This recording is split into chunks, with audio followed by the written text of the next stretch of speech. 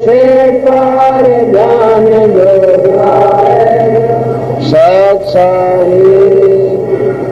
बंदी छोड़ सतगुरु रामपाल जी भगवान की जय हो।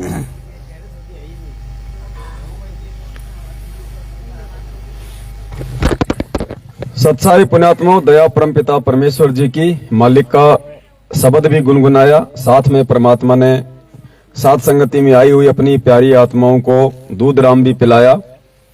बहुत दया है परमात्मा की। केले राम का भी स्टॉक लगा हुआ है। केले राम दिखाओ भाई, उधर देखो कितने स्टॉक लगा हुआ केले राम का। पूरा भरा पड़ा है नीचे से लेके ऊपर तक। टेबल के नीचे भी ढक रखे हैं पूरे। ये सुबह खाएंगे भैया हम आराम से, सलाद के रूप में खाएंगे परमात्मा की दया से। हाँ, दिखा तो रहे बस कि कोई ये कहे कि भैया कुछ है नहीं। अब पुण्यात्माओं, हम आगे बढ़ते हैं साथ संगति में। कल सत साहिब क्या हुआ? ये तुम्हारे सेल बोल गए लगते हैं भाई। हेलो, और लाओ सेल, और लाओ। ये बोल गए लगते हैं मेरे को तो। सेल बोल गए पुण्यात्माओं, सेल चेंज कर रहे हैं। एक जोड़ी तो हो गई खत्म। ऐसे आते हैं लोग।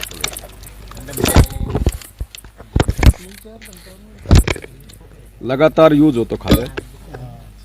देख लेते हैं सेल का इश्यू है या कोई और है।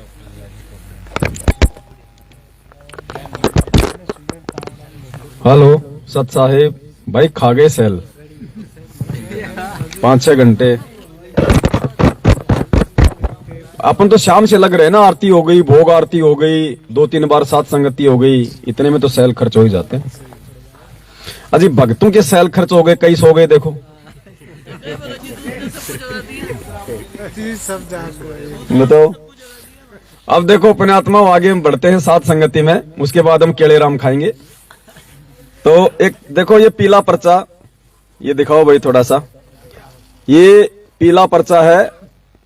ये 13 जनवरी 2022, 13 जनवरी को रात के समय निकाला 10 बजे। अब बताओ रात को कौन सा आदेश आ गया गुरु जी का?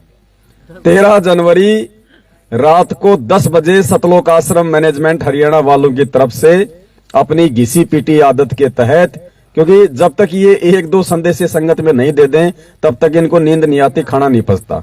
तो इनकी आदत बन चुकी है। इनको कब्जी हो जाती है अगर एक आधा पीला पर्चा संगत में नहीं फेंके तो इन्होंने एक लंबा चौड़ा 2 पेज का पीला पर्चा संगत में भेजा है। और इस पीले पर्चे में अब की बार सतगुरुदेव जी की तरफ से ना कोई आशीर्वाद दिखाया गया, ना कोई परमात्मा की प्यारी आत्मा लिखा गया बताया। इस पीले पर्चे में सतगुरुदेव जी की तरफ से बहुत भयंकर दुर्वासा ऋषि की तरह क्रोधित स्वभाव दिखाया गया कि गुरुजी सीधे डांट लगा रहे हैं, फटकार लगा रहे हैं। क्योंकि जेल से आया है, गुरुजी का आदेश है, जेल से आया है। तो किस प्रकार से आया है ये पीला पर्चा, ये अभी आपको समझाएंगे पूरी स्टोरी इसकी। अब जो समझदार हैं वो तो स्वीकार कर लेंगे, और जो ना समझ हैं वो ये सोच के कि यार ये इतने बड़े भगत हैं मैनेजमेंट वाले, झूठ थोड़ी बोलते हैं। और गुरुजी की बेटी है, झूठ थोड़ी बोलेगी, जैसे उसके सच्चाई वाले घुंघरू लग रहे हो। तो ये भक्तों की नादानी है, मूर्खता है, छोटी सोच का नतीजा है जो ऐसा सोचते हैं। एक हरियाणा का छोटा सा चुटकुला याद आ गया दास को। संगत की भी हालत वैसी हो रही है जैसे उस बुड्ढे के बेटों की थी। एक बुड्ढा क्या कि बहुत ज्यादा बीमार हो गया। अब बुड्ढा बीमार हो गया तो उसके 4 बेटे थे। तो एक बहुत अच्छा डॉक्टर लाए जो जाना माना वेल नोन था उस एरिया का। अब बुड्ढा को पता नहीं कोई बेहोशी थी क्या थी, मरा तो नहीं था वो, लेकिन वो होश में नहीं था। थोड़ा थोड़ा उसको चेत था, बोल नहीं पा रहा था, हिल नहीं पा रहा था। तो डॉक्टर ने हाथ वाथ देख के चेक वाक करके बोला भाई ये बुड्ढा तो मर गया। डॉक्टर बोला भाई ये बुड्ढा तो मर गया। अब मरने का नाम सुना तो बुड्ढा खड़ा हो गया, बोले जी नहीं मरा, अभी नहीं मरा। तो वो छोरे उस बुड्ढे की खोपड़ी पकड़कर नीचे दबा के बोले बुड्ढा नीचे लेट जा ना, ये इतना बड़ा डॉक्टर कोई झूठ थोड़ी बोलेगा। बोला बुड्ढा तू भी बोले खाम खा लेट जा, ये इतना बड़ा डॉक्टर कोई झूठ थोड़ी बोलेगा। तो ये संगत वालों की ये हालत हो रही है कि गुरुजी की बेटी है, गुरुजी का भाई है, गुरुजी का भतीजा, ये कोऑर्डिनेटर, ये झूठ थोड़ी बोलेंगे। अरे झूठ तो जब बूढ़ा खुद कह रहा खड़ा होके कि मैं नहीं मरा ये पीले पर्चे खुद कह रहे चिल्ला चिल्ला के कि भाई ये आदेश गुरुदेव के नहीं है, ये भाषा परमात्मा की नहीं है, लेकिन फिर भी संगत की हालत ऐसी हो गई बुढ़े के बेटों जैसी।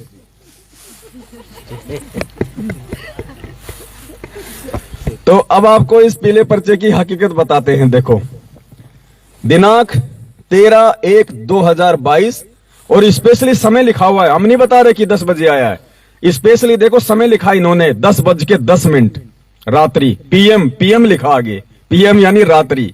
अब बताओ रात्रि को गुरुदेव का आदेश आया है, मती मारी गई है इनकी। अच्छा चलो हम इनकी तरफ से मान लेते हैं कि ये गुरुजी का ही आदेश है। अब इसमें क्या लिखा है गुरुदेव की तरफ से, इनके हिसाब से हम इसको गुरुजी का ही लेके चलते हैं, तभी आपको समझ में आएगी इसकी राम कहानी।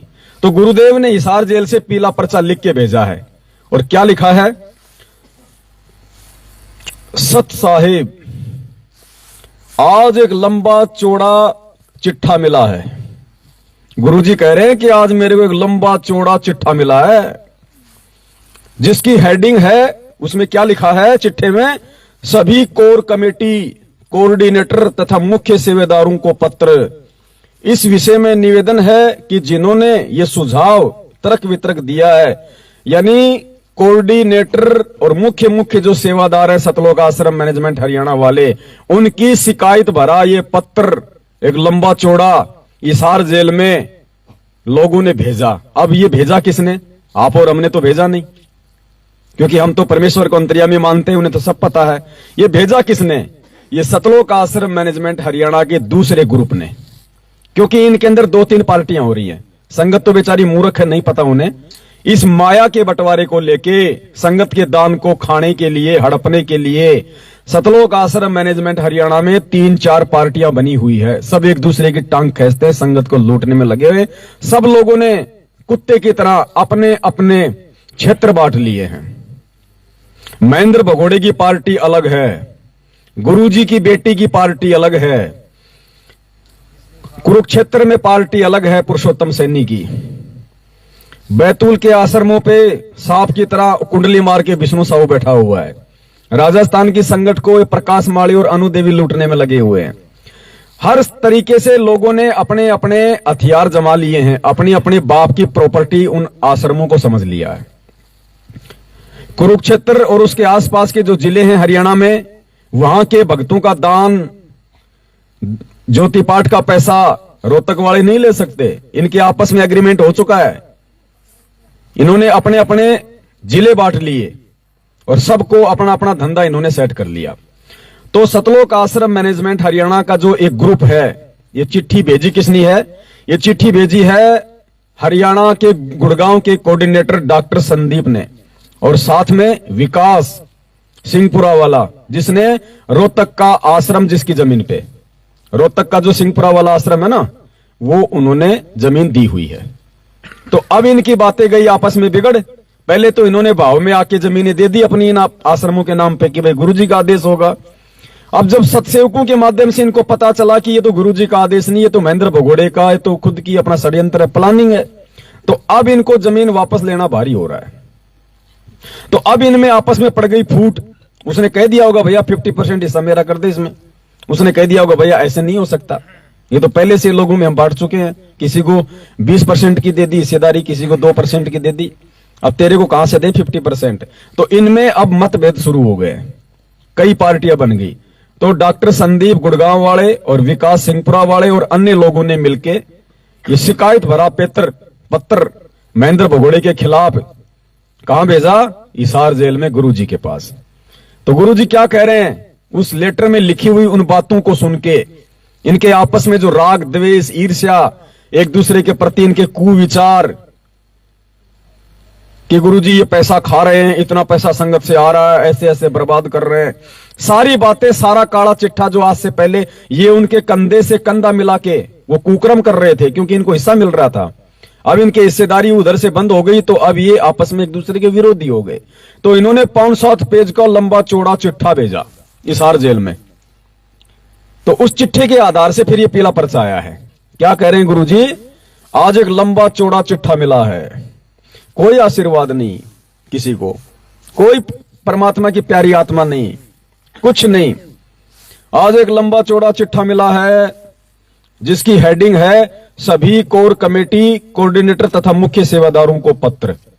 गुरुजी ने इसमें बीच की बातें नहीं लिखी, मेन हेडिंग लिख दी। इस विषय में निवेदन है, अब गुरुजी बता रहे इनकी तरफ से। गुरुजी क्या बता रहे हैं? इस विषय में निवेदन है, यानी गुरुजी निवेदन कर रहे इन नालायकों से कि जिन्होंने ये सुझाव तर्क वितर्क किया है वे अपना पूरा नाम पूरा पता बताएं। बताएं कि आपने आज तक मिशन में कितना रुपया दान किया है, कौन कौन से संघर्ष में सहयोग किया है, ताकि आपकी करनी और कथनी का पता चले। अब आगे क्या है? पुण्यात्मों, संकेत समझना, ये ड्यूटी परमात्मा ने हमारी यही लगाई है, नीर खीर का निवेरा करने की। आगे क्या कहा देखो, कौन कौन से संघर्ष में सहयोग किया है ताकि आपकी करनी व कथनी का पता चले। जो हुआ है, आगे क्या लिख रहे हैं गुरुजी? जो हुआ है, जो मैनेजमेंट ने किया है। क्या कह रहे हैं? जो हुआ है, आज तक जो भी कुछ हुआ है वो किसने किया है? यानी बरवाला कांड किसने किया है? जो हुआ है वो मैनेजमेंट ने किया है, तथा आगे जो किया जाएगा वह दास रामपाल दास के आदेश से किया जाएगा। यानी आगे जो इस भक्ति मार्ग में जो किया जाएगा वो गुरुदेव अपना नाम लिख रहे हैं कि मुझ रामपाल दास के माध्यम से किया जाएगा।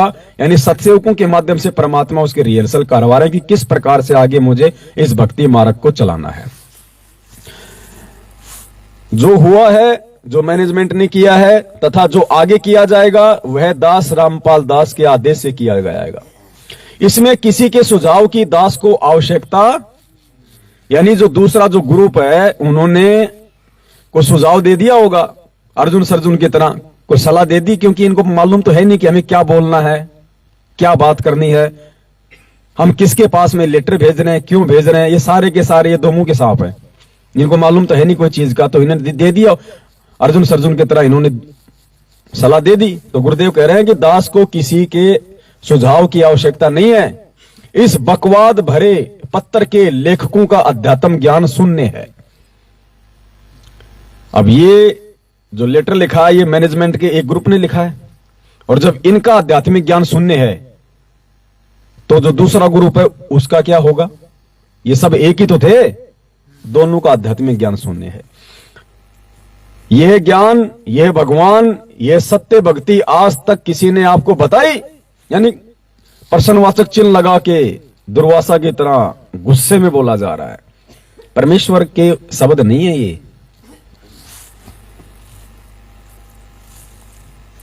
ये ज्ञान, ये भगवान, ये सत्य भक्ति आज तक किसी ने आपको बताई? जवाब दें वे लेखक, क्या आप अपने दिमाग से चलना चाहते हैं या दास के आदेश से? जवाब दें। आप अपने परिवार के सदस्यों को एक लाइन पर नहीं चला सकते, बात करते हो बड़े सुधार की। परमात्मा ने संकेत कर दिया, नालायको तुम बात करते हो बड़े सुधार की, तुम अपने परिवार वालों को लाइन में नहीं चला सकते और बात करते हो दहेज मुक्त विवाह कर दिए हमने, ये कर दिया, ये समाज सुधार के काम कर दिए, जेलों में हमने कंबल बांट दिए, ये कर दिए, वो कर दिए। तो यहां परमेश्वर उनको लताड़ रहे हैं जो ये ड्रामाबाजी करते हैं, रेमेनियों के नाम पे लोगों को ठगते हैं, दोनों तरफ से 15-15 हजार रुपए पाठ कर लेते हैं, फिर दुनिया में ढोल पीटते हैं कि दहेज मुक्त शादी। अरे दहेज तो तुम सबसे पहले लेते हो और फिर कहते हो कि दहेज मुक्त शादी है। और कोई दहेज ले लेता है, दे देता है, तो क्या कहते हो तुम? जितना दहेज दिया है उसका 50% नामदान केंद्र पे जमा करा दो, तब नाम शुद्ध होगा। ये क्या ड्रामा है ये?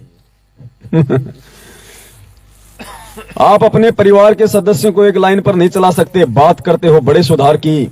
दास ने ये पुण्यात्मा तैयार की हैं। अब ये परमेश्वर हम सत्सेवकों के लिए संकेत कर रहे हैं। क्या कह रहे हैं परमात्मा? दास ने ये पुण्यात्मा तैयार की हैं, दास के एक संकेत पर कुर्बान होने को तैयार हैं।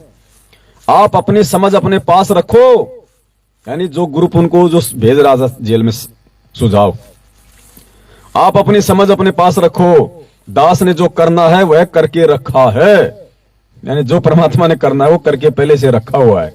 बेटा तुम ड्रामाबाजी करते रहो, कोई फर्क नहीं पड़ना। जब तक ये दास संसार में है तब तक आप जैसे कीड़े इस मिशन में नहीं लगने दूंगा। अब आज से पहले तो हम सत्सेवकों को कीड़ा कहा जाता था इन लेटरों में, और आज ये मैनेजमेंट के दूसरा जो ग्रुप है इसी को कीड़ा बताया जा रहा है। तो कीड़े कौन थे पहले से? ये थे ना कीड़े असली, क्योंकि हमने तो कोई लेटर भेजा ही नहीं, इसलिए हमारे लिए तो है नहीं ये पहला पर्चा। जिसने लेटर भेजा उनके लिए, तो लेटर भेजने वाले कौन? मैनेजमेंट का दूसरा ग्रुप। जब तक दास संसार में है तब तक आप जैसे कीड़े इस मिशन में नहीं लगने दूंगा। यदि भक्ति करनी है तो भगत बनो। अर्जुन सरजुन ने परमात्मा कबीर जी से इतना ही कहा था, गुरुदेव यहां ना बैठो, यह एक बदनाम औरत का घर है। परमात्मा ने उसको क्या जवाब दिया था? वे फिर कितने पछताए थे। आप आज प्रत्येक हद पार कर गए। खूब सलाह दे दी होगी इन्होंने परमात्मा को ढंग से जैसे आश्रम में दिया करते थे। समर्पित भक्तों को दास को सुझाव देने की राय दे रहे हो, यानी वो दूसरा ग्रुप है वो बहुत समर्पित है और उनको सुझाव देने की मुझे राय दे रहे हो। गए काम से रोते रहना कालजाल में। परमात्मा आपको सद्बुद्धि दे, आपको भक्तों वाले विचार दे।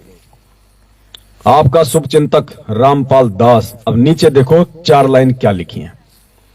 इस पत्र की सत्यता के लिए, यानी ये पत्र जो है ये झूठा है या सही है? गुरुदेव कह रहे हैं इस पत्र की सत्यता के लिए आप मेरी शरीर की बेटी मंजू से जान सकते हैं। वो मेरी वकील भी है। अब वो 10वीं फेल है, वो काय की वकील है कह रहे आप इस लेटर की सत्यता के लिए मेरी शरीर की बेटी मंजू से जान सकते हैं कि ये लेटर सही है या गलत है। और फिर लिखा है कि वो मेरी वकील भी है। भगत जी दिखा दो एक बार, कई मूर्खों को यकीन नहीं होगा। देखो ये लिखा हुआ है, वो मेरी वकील भी है। कब से बन गई वो? अब बताओ 10वीं फेल वो वकील कब से बन गई भाई? अब फिर भी मूर्खों की आंखें नहीं खुलेंगी। इस पत्र की सत्यता के लिए आप मेरी शरीर की बेटी मंजू से जान सकते हैं। और थोड़ी देर पहले आपको परमात्मा ने क्या सत्संग सुनाया था कि इस दास के 4 बेटा बेटी थे, और मुझे अच्छे से पता है कि वो कितने लायक हैं कितने नालायक हैं। वो मेरी आगे चल के क्या सेवा पानी करते, क्या खातिरदारी करते, उनके स्वभाव का मुझे अच्छे से पता, उनके विचारों का। तो परमात्मा ने तो पहले ही रिजेक्ट कर दिया। आज थोड़ी कहेगा वो परमेश्वर कि क्या सही है क्या गलत है, उसके लिए मेरे शरीर की बेटी से जान लो। वो मेरी वकील भी है। ये पत्र दास ने भेजा है या मैनेजमेंट ने? ये संकेत से दिया मालिक ने कि ये पत्र दास ने भेजा है या मैनेजमेंट ने। इसकी जानकारी कर लेना भाई अपने हिसाब से। अब तुम शब्दों के हिसाब से, लेखनी के हिसाब से, ये पत्र दास ने भेजा है या मैनेजमेंट ने? भक्ति करनी है तो जो दास कहे वही करो। अब फिर वो बेटी से जानने वाली बात कहां गई फिर इसमें? जब गुरु जी कह रहे हैं भक्ति करनी है तो जैसा दास कहे वैसा करो, फिर ये लेटर सही है या गलत है, फिर इसकी सत्यता के लिए बेटी की जरूरत कहां पड़ गई? तो दास कहे वही करो, इसका मतलब सत्संग नहीं। काल जाल में ही रहोगे, समझा है तो सिर दर पार, बहुर नहीं रहे ऐसा दाव। गाडे पानी मां वो गाडे व ऊपर आवे, सच्चाई छानी ना। अब ये इनके आदेश आते हैं। बताओ, ना इसमें भगवान का कोई शब्द कोई झलक रहा, ना परमेश्वर का कोई स्वभाव के अनुरूप इसमें कोई भाषा शैली है। बताओ मंजू 10वीं फेल, बताओ कब से वो उसको वकील और बना दिया। 5-7 वर्ष तो ला कर ही ली होगी ना। अरे 5-4 साल में तो भगत जी वो जज बना देंगे, इसको जज बना देंगे। जो ज्यादा बोलता है ना उसको वकील कहते नहीं, ऐसे ज्यादा बोलती हूँ इसलिए वकील कहा गया हुआ। जो ज्यादा बोलते होंगे नहीं उसको कहते हैं अरे तू तो बहुत बड़ा वकील बन गया। ये सारे भगत जी डॉक्टर बन गए, ये वकील ही नहीं, ये डॉक्टर सब बन गए। वही बात है, एक चुटकुला और याद आ गया। अभी ऐसे ऐसे आ जाते हैं पॉइंट, तो क्या करें, परमात्मा कुछ ऐसे पॉइंट भी दे देते हैं। अब इसको वकील बना दिया। अब जैसे उस बुड्ढे के बेटों को वकील बनाया, डॉक्टर बनाया। कैसे? एक बुड्ढा था, उसके 4 बेटे थे, तो रिश्ता करने आया कोई, तो बातचीत हुई, रामा श्यामा हुई, और बुड्ढे से कहा जी आपके बेटे क्या काम करते हैं? तो बोला जी डॉक्टर हैं। बोले चारों ही? हाँ जी। बोले चारों डॉक्टर हैं। बोले कैसे? बोले मैं जब भी उनको कोई काम के लिए कहता हूं ना तो वो ये कहते हैं तेरे क्या बीमारी लाग रही है, बैठा रहना। तेरे क्या बीमारी है, चुपचाप क्यों ना पड़े रहे। तो जी मेरे सारे छोरे डॉक्टर हैं जी। तो भाई अब मंजू को वकील बना दिया है, और थोड़े दिनों में जो 2 बेटे हैं वीरेंद्र और मनोज, उनको डॉक्टर बना देंगे। संगत का आत्म कल्याण सीधा पड़िया भाई, बिल्कुल हाईवे की तरह। तो ये हाल है पुण्यात्माओं, ये पीले पर्चों का, ये हाल है पीले पर्चों का। क्या बताएं अब भाई, 7 साल हो गई।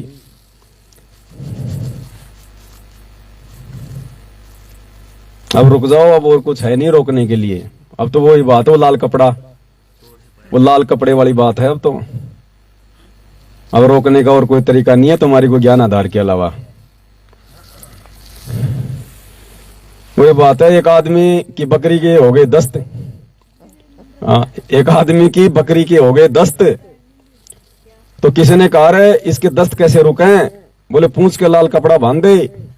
बोले लाल कपड़े से दस्त कैसे रुकेंगे, बोले लाल कपड़ा, बोले यार वो ट्रेन को रोक देता है। लाल कपड़ा बोले ट्रेन को रोक देता है, तू दस्त की बात कर रहा है। तो भाई ये हाल है इन मैनेजमेंट वालों का, ये थोड़े दिनों में तुम्हारे को उस हाल पे पहुंचा देंगे। समय है, सुधर जाओ, नहीं तो ये तुम्हारी पूंछ के लाल कपड़ा बांधने वाले हैं। क्योंकि इनको पता है कि ये रुकने वाले नहीं है, ये जा रहे हैं, फटाफट निकल रहे हैं। तो इनको रोकने का एक तरीका, इनके लाल कपड़ा बांधो। तो अभी तो पीले पर्चे आए, थोड़े दिन में लाल पर्चे आएंगे कि स्पेशल डायरेक्ट गुरुजी का आदेश। तो ये लाल कपड़ा मत बंधवा लेना, मैं पहले बता देता हूं, बाद में रोओगे पछताओगे।